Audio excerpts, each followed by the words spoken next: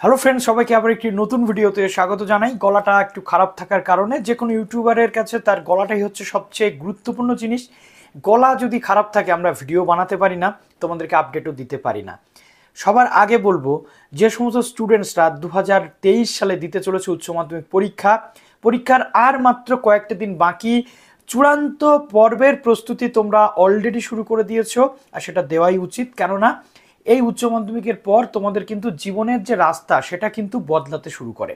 সেই রাস্তাটা কে কোন রাস্তাতে হাঁটবে, কেউ অনার্স পড়বে, কেউ পাশ পড়বে, কেউ চাকরির পরীক্ষার প্রস্তুতির পাশাপাশি গ্র্যাজুয়েশন করবে, কেউ বা আবার এখান থেকে জিএনএম এএনএম নার্সিংয়ে যাবে, আবার কেউ কেউ তোমরা বিভিন্ন যে চাকরি সংক্রান্ত বিষয় বা পলিটেকনিক বা অন্যান্য যে ট্র্যাকগুলো চেঞ্জ হবে সেগুলো তোমাদের এই উচ্চ মাধ্যমিকের পরেই কিন্তু হবে।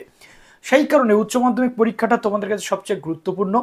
আর এই বছর আমাদের কলেজের যে ভর্তি অর্থাৎ উচ্চ মাধ্যমিকের পরে বিভিন্ন বিশ্ববিদ্যালয়, যেমন দেখো ক্যালকাটা ইউনিভার্সিটি, কল্যাণ university, Bardhaman university, Rabindra Bharati university, বিভিন্ন ইউনিভার্সিটির আন্ডারে যে ভর্তি প্রক্রিয়া সেখানে কিন্তু আসতে চলেছে এক প্রকার নতুন বদল।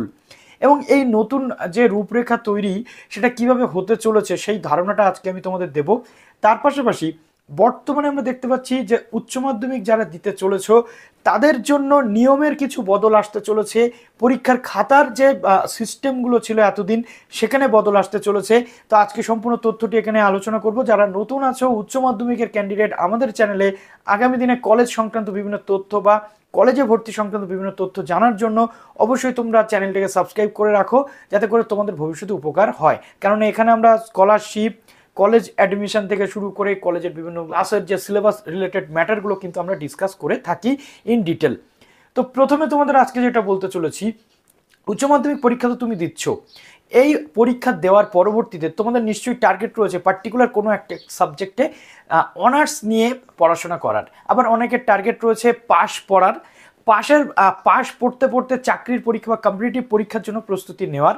তো তাদের উভয়ের জন্য বলবো, উচ্চ মাধ্যমিকের মার্কসটা কিন্তু যথেষ্ট ম্যাটার করে। বিভিন্ন জায়গাতে যখন তোমরা এক্সাম ক্র্যাক করবে বা বিভিন্ন জায়গাতে যখন একাডেমিক স্কোর যেখানে যেখানে থাকবে সেই জায়গাতে উচ্চ মাধ্যমিকের নাম্বারটা কিন্তু ম্যাটার অবশ্যই করবে। তাই প্রত্যেকটা সাবজেক্টের প্রতি সমান গুরুত্ব দিয়ে তোমরা পড়বে। যেমন ধরো উচ্চ মাধ্যমিক তুমি এখন পড়লে, উচ্চ মাধ্যমিকে তোমার ধরো বাংলা, ইংরেজি বা ম্যাথ পছন্দ, তুমি চাইছো ভবিষ্যতে ম্যাথ, বাংলা বা ইংরেজি নিয়ে পড়াশোনা করতে। তুমি হয়তো ভাবতে পারো ম্যাথে যদি তুমি 100-তে 100 পেয়ে যাও তুমি কলেজে চান্স পাবে। না, একদমই সেটা হয় না। প্রত্যেকটা সাবজেক্টে তোমার যদি 5টা সাবজেক্ট থাকে, 5টা সাবজেক্টেই কিন্তু সমান গুরুত্ব দিয়ে তোমাকে পড়তে হবে। সেই 5টা সাবজেক্টের সমান গুরুত্ব যদি তুমি না দাও, যখন তোমার মেরিট লিস্ট পাবলিশ হবে, সেখানে সেন্ট্রালাইজড যে মেরিট লিস্ট এবার আসতে চলেছে, সেখানে কিন্তু তোমার শুধু একটা সাবজেক্টে ভালো রেজাল্ট করলে অন্যান্য সাবজেক্টে যদি তুমি ভালো রেজাল্ট না করতে পারো তাহলে কিন্তু ওভারঅল স্কোর গ্রেডিং কিন্তু কমে যায়। এতদিন আমরা দেখে এসেছি বিভিন্ন ইউনিভার্সিটি ওয়াইজ ভর্তিতে best of 4 plus honours, best of 5 plus honours, অর্থাৎ 4টে টপ সাবজেক্টের মার্কস তোমার যোগ হবে। তার পাশাপাশি তোমার অনার্সের যে পেপারটা বা অনার্সের যে সাবজেক্টটা তুমি নেবে সেই সাবজেক্টের মার্কসটা কিন্তু সেখানে যোগ হতো। এবার আমরা দেখতে পাচ্ছি উচ্চশিক্ষা দপ্তর, অর্থাৎ আমাদের রাজ্যের যে বিকাশ ভবন রয়েছে উচ্চশিক্ষা দপ্তর, সেই উচ্চশিক্ষা দপ্তর এই কলেজ এডুকেশন বা কলেজ ইউনিভার্সিটিতে অ্যাডমিশন কি করে হবে তার অ্যাডভাইজরি কিন্তু জারি করে, অর্থাৎ তার যে নিয়ম কানুন বানায় কারা, উচ্চশিক্ষা দপ্তর।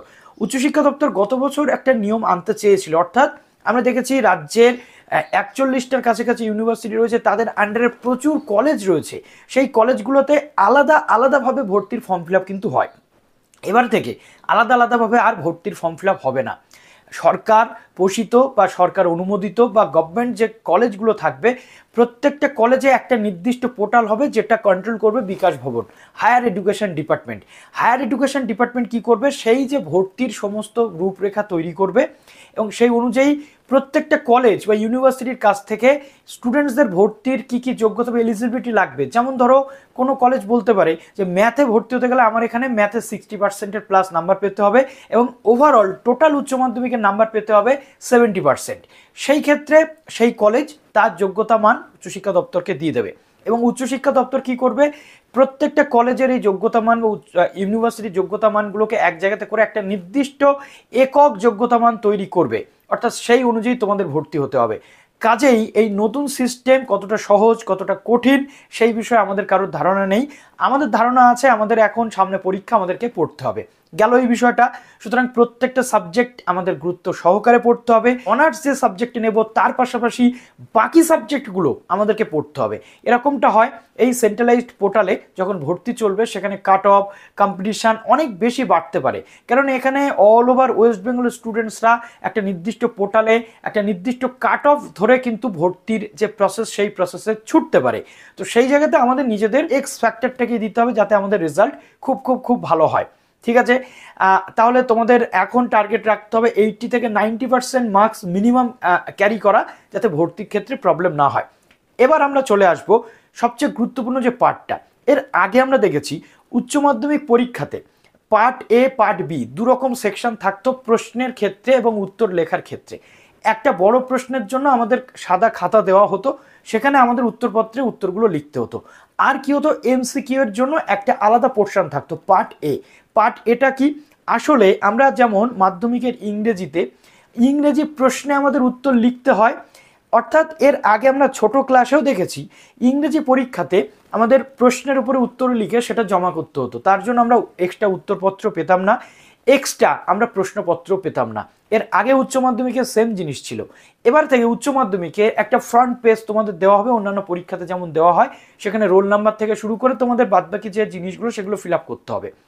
আর প্রশ্নের ওপরে কোনো কিছু লেখার দরকার নেই, অর্থাৎ part A part B close হয়ে যাচ্ছে।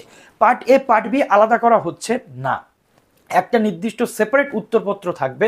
সেই উত্তরপত্রের তোমাদের এমসিকিউ এর লেখার জন্য আলাদা জায়গা থাকবে, এমসিকিউ এর যে নাম্বারিংগুলো থাকবে এবং সেখানে তোমাদের দাগ নাম্বারগুলো দিলে মিটে যাবে এমনটা তথ্য রয়েছে।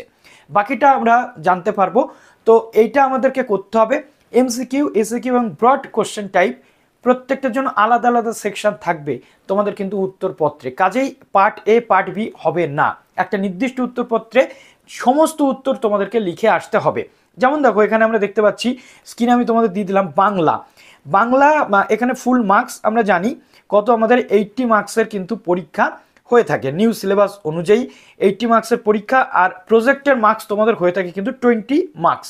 ওকে, তাহলে এমসিকিউতে বাংলা টোটাল কত রয়েছে, 18। সাবজেক্ট ওয়াইজ তোমাদের এমসিকিউ এ কত থাকে তোমরা অলরেডি জানো, সিলেবাস তোমরা জানো, কোশ্চেন প্যাটার্নও তোমরা জানো। এসএকিউতে তোমাদের থাকবে 12, আর তোমাদের ব্রডে থাকবে কিন্তু 50। তো এই টোটাল বাংলাতে আমি একটা এক্সাম্পল দিলাম, এই টোটাল হয়ে গেল 80। এমসিকিউ এর জন্য একটা আলাদা পার্ট থাকবে লেখার, সেখানে তোমাদের পুরো এমসিকিউ গুলোই লিখতে হবে। তোমরা চাইলেও সেই এমসিকিউটা লাস্টে গিয়ে লিখতে পারবে। খাতার প্রথমে যদি এমসিকিউ এর পোর্শন থাকে তাহলে এমসিকিউটা তোমাদের খাতার প্রথমেই লিখতে হবে, পরে লিখতে পারবে না। তারপরে থাকবে এসএকিউ এর পোর্শন। এসএকিউ এর জন্য তোমাদের নির্দিষ্ট ঘর কিন্তু কাটা থাকবে, যেমনটা তথ্য পাওয়া যাচ্ছে, অর্থাৎ সেই ঘরের মধ্যেই তোমাদেরকে লিখতে হবে। এবার প্রশ্ন থাকতে পারে সেই ঘরের মধ্যে যদি না ধরে, সেক্ষেত্রে নিশ্চয়ই কোনো অল্টারনেটিভ সিস্টেম বা অল্টারনেটিভ কোনো ব্যবস্থা কাউন্সিলের পক্ষ থেকে করা হবে। তার পরবর্তীতে তোমাদের যে লং কোশ্চেনগুলো থাকবে 5 নাম্বার হোক 7 নাম্বার হোক, সেগুলো পরপর লিখতে হবে। তো আশা করছি এখান থেকে পুরো ধারণাটা তোমাদের পরিষ্কার হয়ে গেল। আর কিছুদিন বাদেই তোমাদের পরীক্ষার, সময় নষ্ট আর নয়।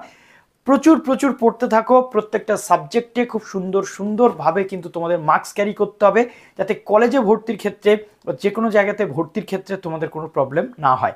যদি কোনো প্রশ্ন থাকে কমেন্ট সেকশনে অবশ্যই জানাও। ভালো থেকো সবাই, বেস্ট অফ লাক।